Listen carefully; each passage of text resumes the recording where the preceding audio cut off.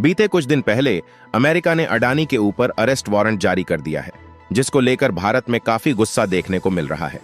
America की तरफ से यह आरोप लगाया जा रहा है कि अडानी ग्रुप ने अपना प्रोजेक्ट पास कराने के लिए करोड़ों रुपए का घूस दिया है। गौतम अडानी को अरेस्ट वारंट की न्यूज आते ही उनके शेयरों में काफी गिरावट देखने को मिली, जिससे उनके करोड़ों का नुकसान हुआ। ऐसे में यह सवाल उठता है कि अगर अडानी ने वाकई में रिश्वत दी है तो अमेरिका अरेस्ट वारंट क्यों जारी कर रहा है और ऐसा कदम क्यों उठाया गया? क्या अमेरिका के अधिकारी भारत आकर अडानी को गिरफ्तार करेंगे? इन सारे सवालों का जवाब आपको इसी वीडियो में मिलेगा। आसान भाषा में समझें तो गौतम अडानी पर यह आरोप है कि उन्होंने एक कॉन्ट्रैक्ट पाने के लिए भारत में अधिकारियों को करोड़ों रुपए की रिश्वत दी। इस मामले में अमेरिका की कोर्ट ने गौतम अडानी के खिलाफ अरेस्ट वारंट जारी कर दिया है। दरअसल अमेरिका में गौतम अडानी और उनके भतीजे सागर अडानी सहित कुल 8 लोगों पर आरोप लगाए गए हैं। चार्जशीट भी कोर्ट में दाखिल की गई है। आरोपों में सबसे बड़ा यह है कि अडानी ने सोलर सिस्टम का कॉन्ट्रैक्ट पाने के लिए भारत के सरकारी अधिकारियों को 21,000 करोड़ रुपए की रिश्वत दी। अमेरिका में एक कमीशन है जिसका नाम है securities and exchange commission, SEC।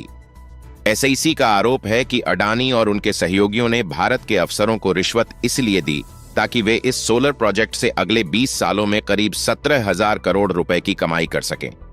अब सवाल यह है कि अगर यह मामला भारत से जुड़ा है और सारी घटनाएं भारत में हुई हैं, तो अमेरिका ने अरेस्ट वारंट क्यों जारी किया? इसका सीधा जवाब यह है कि अडानी ग्रुप ने अमेरिका के निवेशकों से यह बात छुपाई कि उन्होंने इस प्रोजेक्ट को पाने के लिए करोड़ों रुपए रिश्वत में दिए। यह अमेरिका के अंतर्राष्ट्रीय व्यापार कानूनों का उल्लंघन है, जिसके तहत कंपनियों को निवेशकों को पूरी जानकारी देनी होती है। इसलिए अमेरिकी अदालत ने गौतम अडानी और उनके सहयोगियों के खिलाफ अरेस्ट वारंट जारी किया। यह मामला भारत और अमेरिका के बीच काफी संवेदनशील बन चुका है। आगे क्या होगा? क्या अडानी अमेरिका में सरेंडर करेंगे या उन्हें भारत में ही गिरफ्तार किया जाएगा? इस पर सभी की निगाहें टिकी हुई हैं।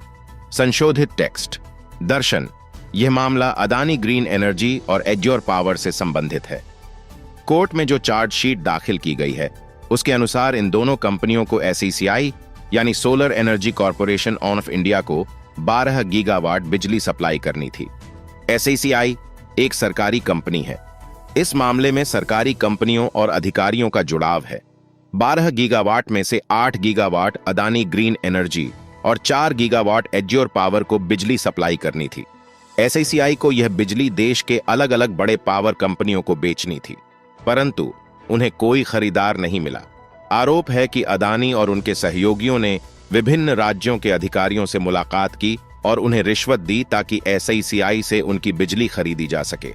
इसमें मुख्य रूप से मध्य प्रदेश, तमिलनाडु, छत्तीसगढ़, आंध्र प्रदेश और जम्मू कश्मीर शामिल हैं, जहां इनकी बिजली कंपनियां स्थित हैं। यह समझौते दिसंबर 2021 और 2022 के बीच हुए, परंतु इस मामले की चार्जशीट इस साल अक्टूबर में दाखिल हुई। इस मामले में कोर्ट ने 8 लोगों को आरोपी बनाया है, जिनमें ये नाम शामिल हैं: गौतम अडानी, विनीत S, जैन रंजीत गुप्ता, रुपेश अग्रवाल, सागर R, अडानी सीरियल कैबिनेट दीपक मल्होत्रा, सौरभ अग्रवाल।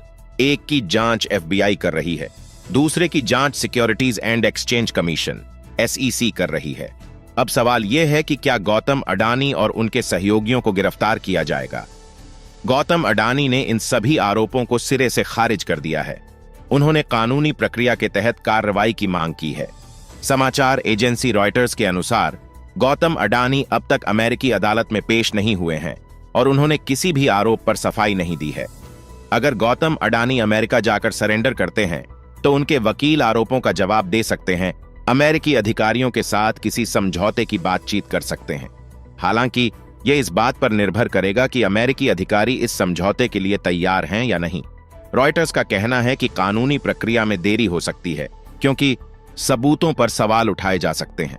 अडानी और उनके सहयोगियों के लिए अलग अलग सुनवाई हो सकती है। इस मामले की सुनवाई जल्द शुरू होने की संभावना नहीं दिखती। फिलहाल यह देखना बाकी है कि आगे क्या होता है। आपकी इस मामले में क्या राय है? कृपया हमें कमेंट बॉक्स में बताएं। ऐसे ही महत्वपूर्ण खबरों के लिए हमारे चैनल को सब्सक्राइब करें।